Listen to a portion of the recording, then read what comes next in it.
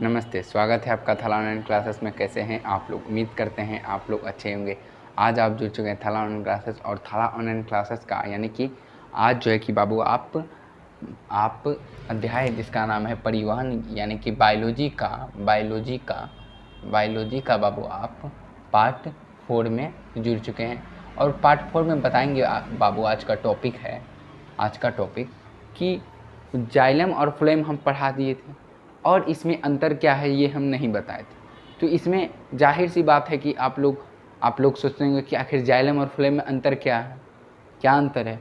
अगर आप लोग बाबू हम बता रहे हैं, अगर आप लोग ने हम जो क्लास पढ़ाए थे अगर वो क्लास किए होंगे तो 110% बोल रहे हैं बाबू जितना भी हमने अंतर बताया है उसी से आप बोलिएगा कि सर हम अपने मन से भी लिख सकते हैं। तो कोई बात नहीं, क्योंकि आप जो हम उसी से अंतर निकाल रहे हैं बाबू। तो देखिए बाबू यहाँ लिखा हुआ है कि अगर इस टाइप से क्वेश्चन आता है बाबू, अगर क्वेश्चन भी अगर आए तो हम इस तरह से लिखा दिए, लेकिन वहाँ लिखना आपको किस तरह, इसलिए हम इस तरह लिखा दिए। मान लीजिए प्रश्न आया जाइलम और फ्लोएम में अंतर लिखें। क्या चीज़ में? जाइलम और फ्लोएम में अंतर लिखें, ठीक बाबू।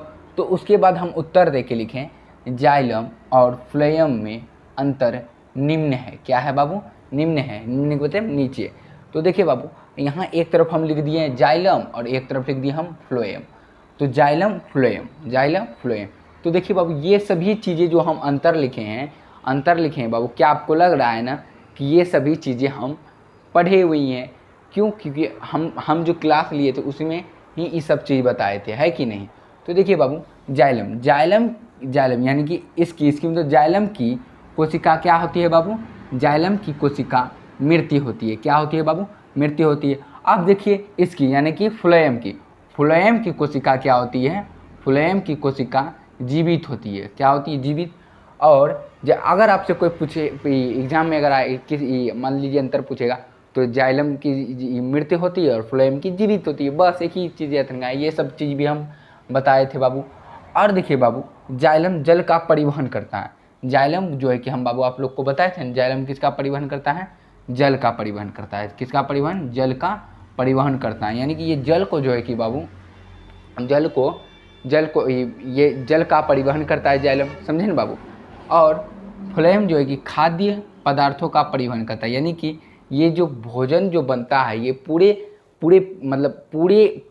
मतलब प्रत्येक कोशिका तक पहुंचाने का कार्य करता है। कौन करता है? ये फ्लोएम करता है। कौन करता है? फ्लोएम करता है। अब एक लास्ट है जो जाइलम की नलिकाएं बेलनाकार होती है और फ्लोएम की नलिकाएं चलानी होती है। तो देखिए बाबू हम बताए भी थे आपको कि किसकी नलिकाएं बेलनाकार होती है। तो जाइलम की नलिकाएं बेलनाकार होती हैं। क्या होती है? बेलनाकार होती है। और किसकी जो है कि नलिकाएं चलानी होती है। तो ये भी हम बताए थे, फ्लोएम की नलिका चलानी होती है। तो ठीक बाबू, आज का टॉपिक जो हमारा था यही थे बाबू कि जाइलम और फ्लोएम में अंतर लिखें। अगर आप लोग बाबू इसको उतारना चाहते हैं तो बाबू उतार सकते हैं। हम एक बार और आपको समझा देंगे। आप लोग पहले उतारना चाहते हैं तो उतार सकते हैं।